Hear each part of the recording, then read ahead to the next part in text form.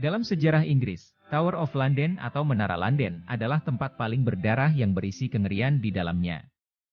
Reputasi Menara London sebagai tempat penyiksaan dan eksekusi mulai populer pada abad ke-16. Istilah ini dipopulerkan oleh para propagandis agama dan para penulis pada abad ke-19. Meskipun demikian, tercatat hanya 7 orang yang dieksekusi di menara ini sebelum terjadinya Perang Dunia pada abad ke-20.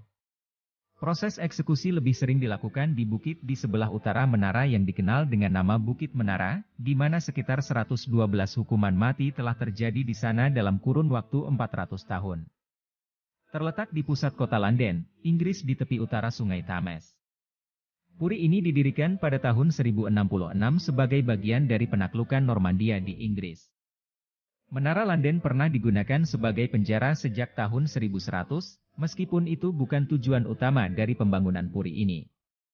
Menara London dengan sejarah yang panjang hingga hampir 1 milenium tentunya tidak dapat dilepaskan oleh kisah-kisah tentang hantu dan arwah penasaran yang gentayangan di lorong-lorong, halaman dan menara yang penuh dengan kisah kekejaman dan kebengisan.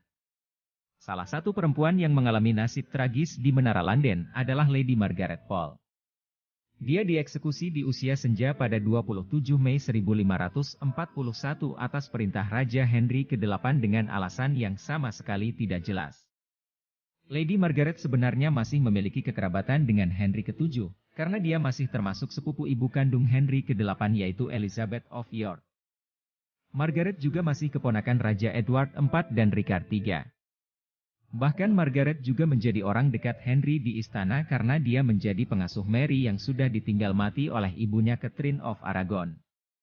Kesalahan Margaret hingga ia dieksekusi hanyalah karena dia adalah ibu dari Reginald Pole, yang merupakan seorang Katolik dan tidak mau mengakui Henry sebagai kepala gereja Anglikan. Reginald yang kala itu pergi ke luar negeri, kemudian mengumpulkan kekuatan untuk melawan Henry VIII. Karena tidak bisa menghukum Reginald, maka ibunya lah harus menanggung dosa sang anak. Dia dipenjarakan pada tahun 1539 dalam usia yang sudah tidak muda lagi, yaitu 65 tahun. Dan pagi itu 27 Mei 1541, nenek berusia 67 tahun itu diperintahkan untuk bersiap-siap menerima ajal dengan dieksekusi dan dipenggal.